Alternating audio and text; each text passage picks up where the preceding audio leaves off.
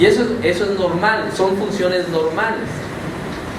Pero las drogas se aprovechan de estos mecanismos y secuestran patrones motores y los ocupan para que volvamos a que busquemos las drogas. Y entonces así como se explica uno de los fenómenos más interesantes de la adicción, que es esa característica conducta asociativa que tienen. Va un individuo muy tranquilo y de repente ve un cuadro que era el mismo que estaba viendo el día que se estaba inyectando anfetaminas. Y en ese momento empieza a sentir la ansiedad por reaplicarse la droga, que se llama el seeking en inglés, no sé en español cómo se traduce. ¿Sí? Y es característico de todas las adicciones. Ve un individuo un objeto asociado, o un olor, o una imagen, y en ese momento siente la ansiedad y la necesidad intensa de ir a buscar la droga y aplicarse. Y es muy interesante porque en ese sentido hay dos tipos de poblaciones. Hay una, por ejemplo, y eso se ha mostrado en humanos y en animales, una población que solo tiene ese fenómeno que les digo, que ve el objeto asociado y empieza a sentir la necesidad y la compulsión por drogarse. Y hay otros que no, que solamente cuando ven la droga directamente sienten esa necesidad. Los dos la sienten.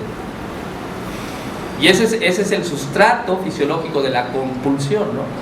De la adicción. Ahora, hay otro grupo de individuos, muy importante saberlo, que son resistentes, que es muy difícil que se hagan adictos. Y eso también sucede en los animales. Hay modelos de animales y se ven resistentes y se ven adictivos. Entonces, un poco la droga es como un Voldemort, ¿no? Que nos hace zombies, se apodera de nuestro sistema motor y nuestra conciencia sigue funcionando, pero nosotros no sabemos que nuestro sistema motor está secuestrado. Entonces las personas no saben que están empezando a irse a drogar sin que ellos lo quisieran, que su cuerpo empezó antes que ellos. La que sigue, por favor.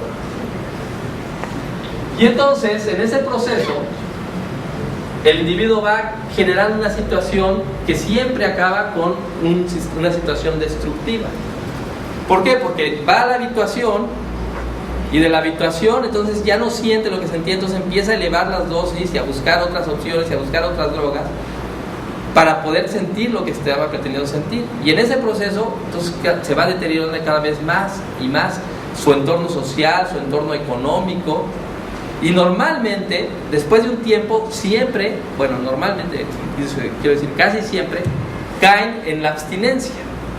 De hecho, de acuerdo a los teóricos, siempre hay abstinencia, ¿no? Es decir, cuando ya no podemos conseguir la droga para administrárnosla, entonces tenemos abstinencia. ¿Y qué es la abstinencia? La abstinencia es que cuando no tenemos la droga, entonces nuestro cuerpo, que ya estaba habituado, porque no solo nuestro cerebro, yo solo he hablado del cerebro ahorita, pero en realidad en todo el cuerpo hay receptores a la dopamina, a las endorfinas, a la cocaína, a todos estos drogas. Entonces, cuando no tenemos la droga, experimentamos lo que se llama un síndrome de abstinencia. Todo nuestro cuerpo se descompone. Tenemos náusea, hay gente que tiene náusea, dolor, pero sobre todo, y eso es lo más común, una gran tristeza, una depresión emocional. ¿Sí? Y la depresión es la enfermedad, yo creo que una de las enfermedades más terribles en las que podemos vivir, ¿no? Pasa la que sigue, por favor. Entonces, esto es lo que pasa en más o menos los estados. El estado agudo, que es muy cortito, el estado de la habituación, y el estado más largo normalmente, que es el de la ¿cómo dije? Abstinencia, ¿sí? Que normalmente está asociado al estado depresivo. Todos los adictos terminan en depresión, ¿sí? En mayor o menor grado. Y la depresión normalmente tarda, si se compone, muchos años en aliviarse. ¿El que sigue, por favor?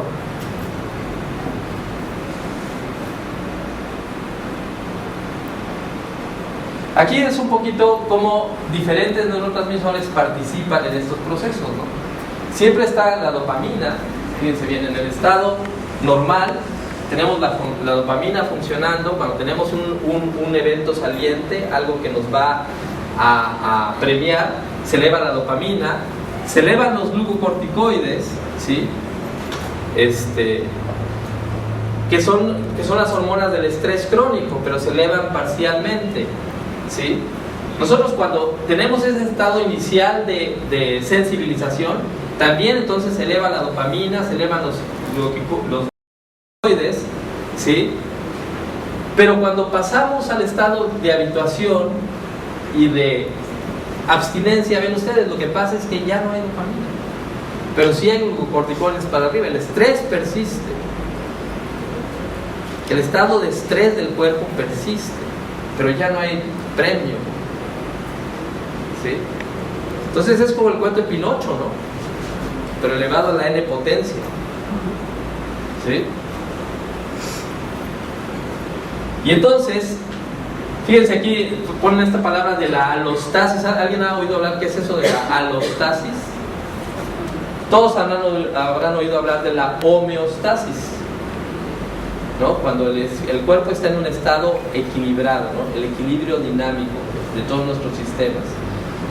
Pero es el equilibrio que nosotros debemos tener. Por ejemplo, la sed, el hambre, ¿no? El sueño, están en un equilibrio dinámico. Cuando nuestro cuerpo pasa a un estado que está en equilibrio, pero que no es el estado normal, entonces es un estado extraño, entonces le decimos un estado alostático, así se le dice. Hay muchas personas que ya manejan este tipo de... ¿sí? Y lo que pasa es que ahora sabemos que cuando nuestro cerebro, cuando un individuo, no solo el cerebro, un individuo se vuelve adicto, todo su sistema, todo su cuerpo cambia y adquiere un nuevo equilibrio, un nuevo estado, ¿sí? Nada más que es extraño al estado fisiológico, es un estado alostático, pero es un estado patológico porque normalmente se va deteriorando nuestras funciones y nos lleva a la destrucción. Entonces el problema es cuando una persona se vuelve adicta, ¿cómo pasa del estado, una vez que pasó de ese estado de la homeostasis normal al estado alostático extraño? ¿Cómo regresa? La que sigue, por favor.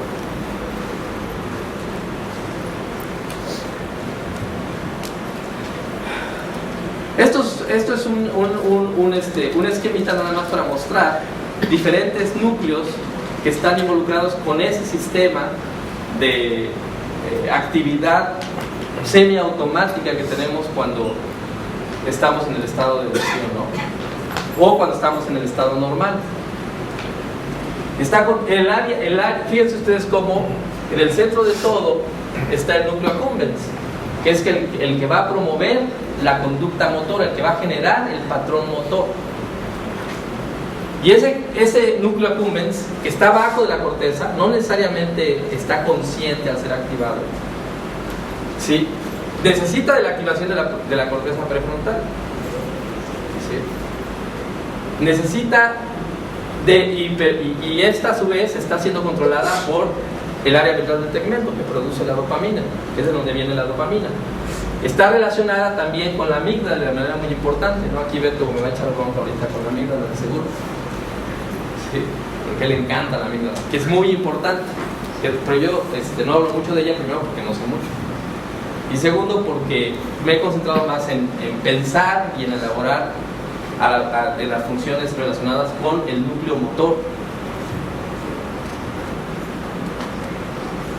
La que sigue, por favor.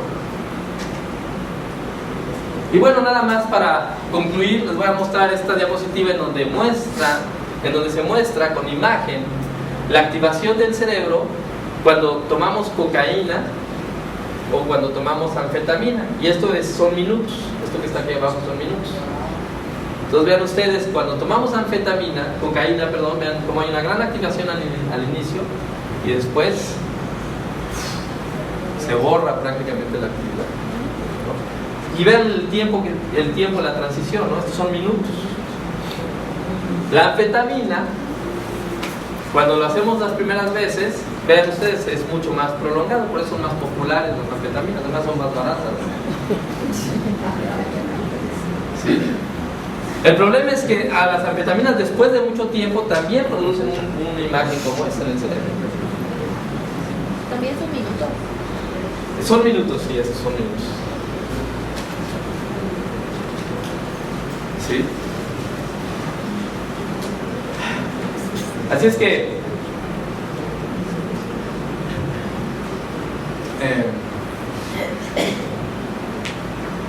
ustedes saben, cada quien decide, ¿no? Bueno, muchas gracias.